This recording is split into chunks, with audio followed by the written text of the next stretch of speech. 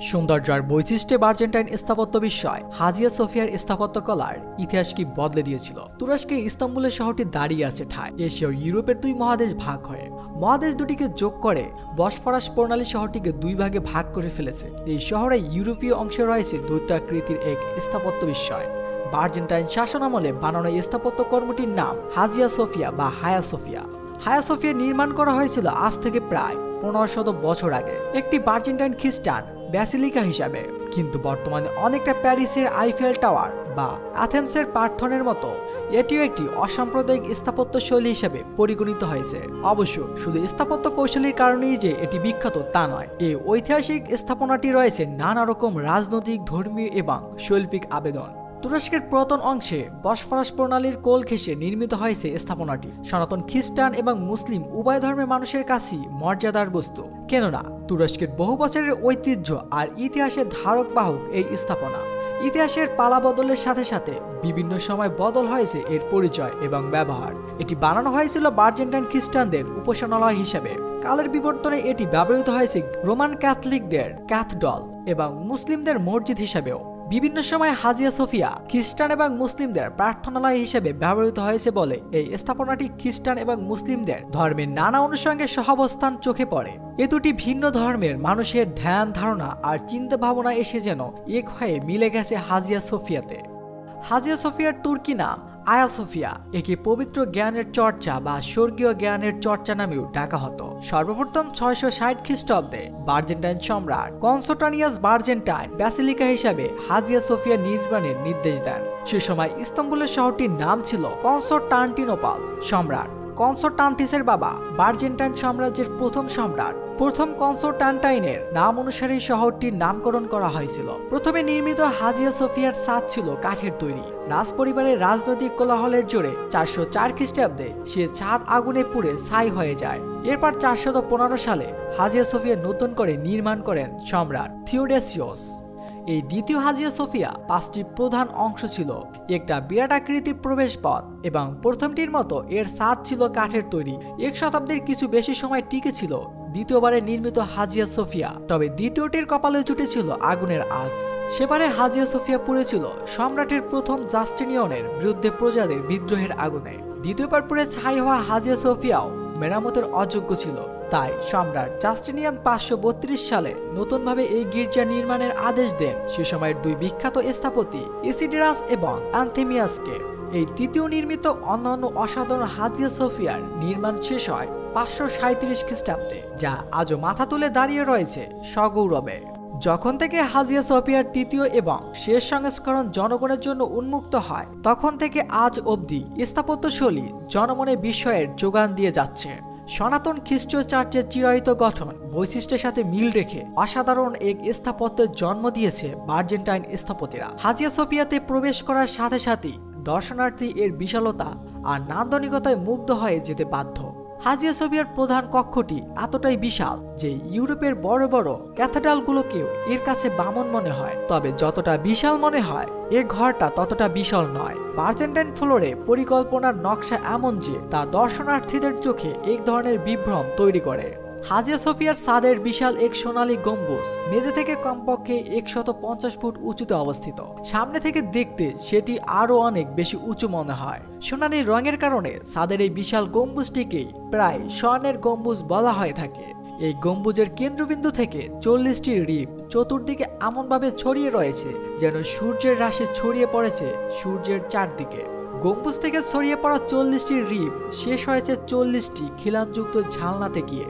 দিনের বেলায় এসব ঝালনা দিয়ে আলো প্রবেশ করলে ভেতরে থাকা কাঁচ আর স্বর্ণের টাইলস এমন একটি ধ্রুতি ছড়ায় যাতে বিস্ময়ভূত হয়ে যায় দর্শনার্থীরা। এই ধ্রুতি হাজিয়া সোফিয়ার আত্মাধিক আলো বলে পরিচিত।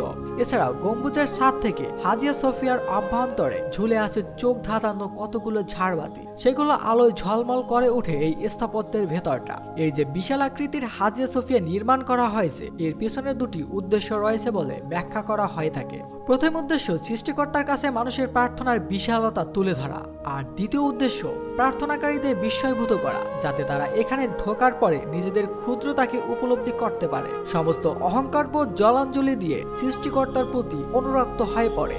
বার্জেন্টাইনরা গ্রিকদের সনাতন ধর্ম অনুসরণ করত আর হাজিয়া সোফিয়া ছিল তাদের প্রধান কার্যালয়। এখানে বার্জেন্টাইন সম্রাট শপথ নিয়ে প্রথম মুকুট পরেন। হাজিয়া সোফিয়ার বর্গাকার মার্বেলের মেঝের যে অংশ রঙিন পেঁচানো নকশা রয়েছে, গির্জার সেই মূল অংশে দাঁড়িয়ে মাথার মুকুট পরতেন নতুন সম্রাটরা। 900 বছরের বেশি সময় ধরে বার্জেন্টাইন সাম্রাজ্যের এই ঐতিহ্যের কেন্দ্রবিন্দু হিসেবে ব্যবহৃত হয়েছে হাজিয়া সোফিয়া। 1300 শতকের মুসলিম এবং খ্রিস্টানদের মধ্যে সংগঠিত ক্রুসেডে হাজিয়া সোফিয়ার কিছু সময়ের জন্য রোমানদের দখলে চলে যায়। সে সময় এটি রোমান ক্যাথলিক ক্যাথেড্রাল হিসেবে ব্যবহৃত হয় কিছুকাল। যতদিনে বার্জেন্টাইনরা পুনরায় এই স্থাপত্য দখলে ফিরে পায়, ততদিনে এটি মারাত্মকভাবে ক্ষতিগ্রস্ত হয়ে পড়ে। তাই বার্জেন্টাইন শাসকগণ আবারও মেরামত করে তাদের স্বাদের প্রার্থনালয়ে পুনরায় সৌন্দর্য ফিরিয়ে আনেন। 15 শতকের মাঝামাঝি সময় অটোম্যান সম্রাট ফাতিয়া সুলতান মেহমেদ কনস্টান্টিনোপল দখল করে। অটোম্যানরা কনস্টান্টিনোপলের নতুন নাম দেয় ইস্তাম্বুল। সে সময় আবারও বিপর্যয়ের মুখে পড়ে বার্জেন্টাইনদের প্রধান প্রার্থনালয় হাজিয়া সোফিয়া। ইস্তাম্বুলের উপর অটোম্যানদের অধিকার প্রতিষ্ঠিত হলে তারা হাজিয়া সোফিয়াতে মসজিদ হিসাবে রূপান্তরের চিন্তা করে। হাজিয়া সোফিয়ার ভিতরে অনেক খ্রিস্টীয় নিদর্শনকে তারা বদলে ফেলে। এর স্থাপত্যের দেয়ালে এবং মেঝেতে যেসব খ্রিস্টীয় প্রতীক ছিল সেগুলোকে অটোম্যানরা ঢেকে ফেলে ইসলামিক লিপি দিয়ে। মসজিদের ঐতিহ্য অনুসারে একটি মিহরাব স্থাপন করা হয় হাজিয়া সোফিয়ার পশ্চিম দেয়ালে। মিহরাবের দুই পাশে স্থাপন করা হয় দুটি ব্রেঞ্জের বাতি। এই স্থাপত্যে ঘিরে চারদিকে নির্মাণ করা হয় 4টি মিনার, যেগুলো থেকে আজানের ধ্বনি ছড়িয়ে পড়ত চারপাশে। সময়ের পরিক্রমায় এমন অনেক কিছুই পরিবর্তিত হয়ে হাজিয়া সোফিয়া ব্যবহৃত হতে থাকে মুসলিমদের প্রার্থনালয় মসজিদ হিসাবে।